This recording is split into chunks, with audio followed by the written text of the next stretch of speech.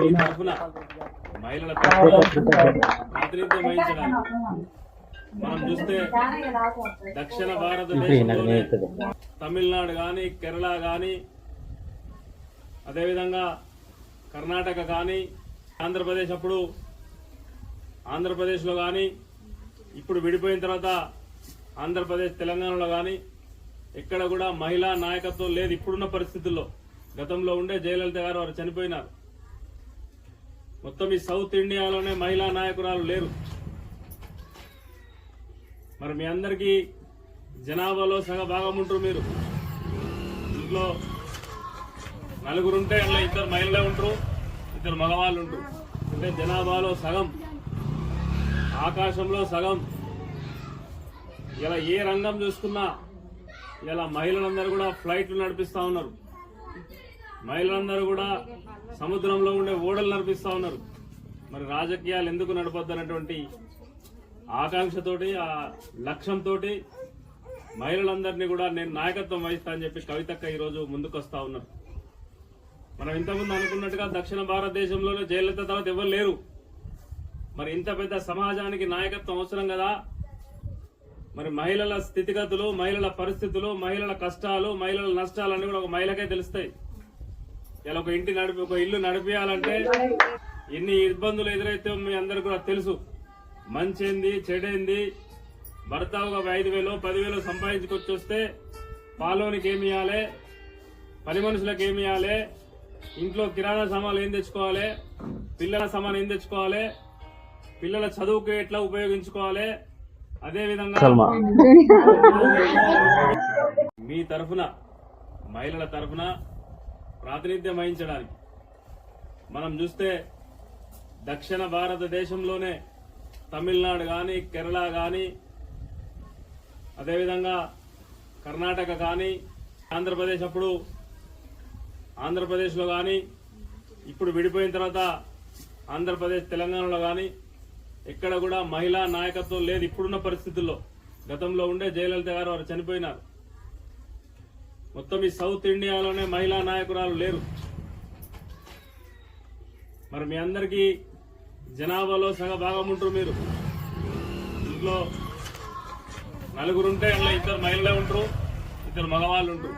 అంటే జనాభాలో సగం, ఆకాశంలో సగం. ఇలా ఏ రంగం చూసుకున్నా ఇలా మహిళలందరూ కూడా ఫ్లైట్లు నడిపిస్తా ఉన్నారు. మహిళలందరూ కూడా సముద్రంలో ఉండే ఓడలు నడిపిస్తా ఉన్నారు. మరి రాజకీయాలు ఎందుకు నడపొద్దన్నటువంటి ఆకాంక్షతోటి, ఆ లక్ష్యంతో మహిళలందరినీ కూడా నేను నాయకత్వం వహిస్తా అని చెప్పి కవితక్క ఈరోజు ముందుకు వస్తా ఉన్నారు.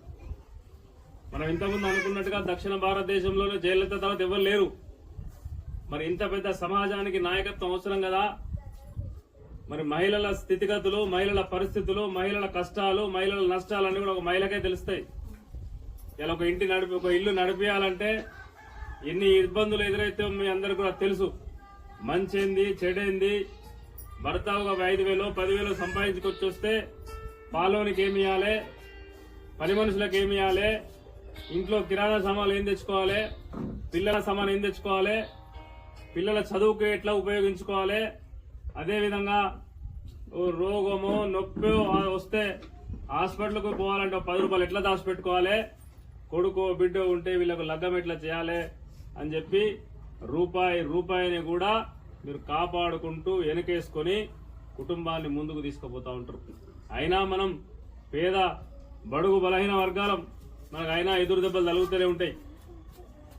మరి రోజు ఈ రాష్ట్రాన్ని కొందరు చేతిలో పెడితే ఇష్టం వచ్చినట్టుగా దుబారా ఖర్చులు చేస్తా ఉన్నారు.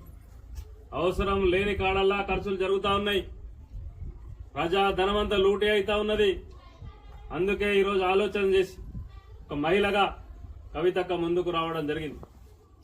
ఒక మహిళ ఇల్లును ఎంత జాగ్రత్తగా ముందుకు తీసుకెళ్తుందో రేపొద్దున ఈ రాష్ట్రానికి కవితక్క నాయకత్వం వహిస్తే అంతే జాగ్రత్తగా ఈ రాష్ట్రాన్ని ముందుకు తీసుకెళ్లేటువంటి అవకాశం ఉంది.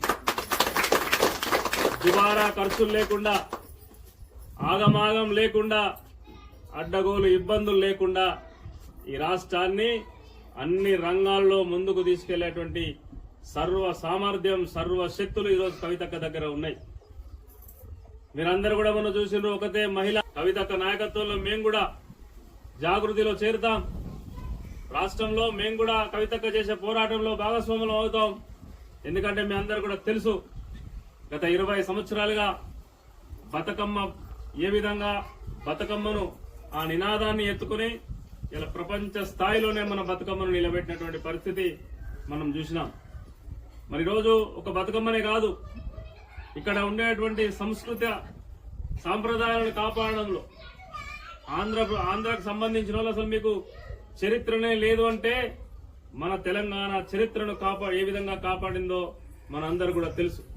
రేపొద్దున ఒకవేళ కవితక్క రాజకీయ పార్టీ పెట్టి ఆ పార్టీగా నాయకత్వం వహిస్తే మనలాంటి బలహీన వర్గాలను, పేద వర్గాలను, ముఖ్యంగా మహిళలను, కుల సంఘాలను, బీసీ వర్గాలను అందరినీ కలుపుకొని ముందుకు తీసుకెళ్లేటువంటి వేదిక రేపొద్దున కవితక్క నాయకత్వంలో జాగృతి అనేటువంటి మాట ఈ సందర్భంగా మీకు తెలియజేస్తా ఉన్నా.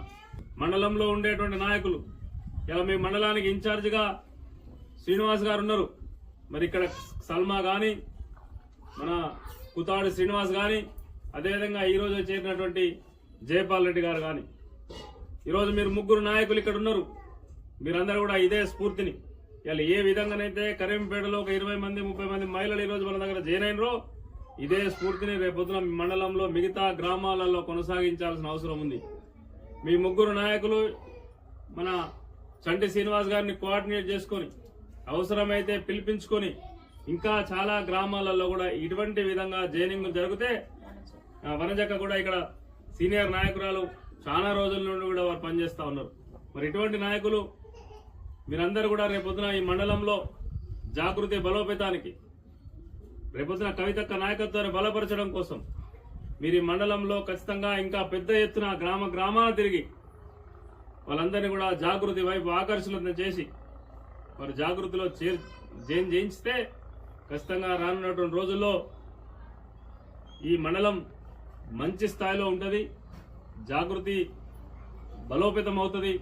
జాగృతి కార్యక్రమాలలో మీరు కూడా విస్తృతంగా పాల్గొనాల్సినటువంటి అవసరం ఉంది.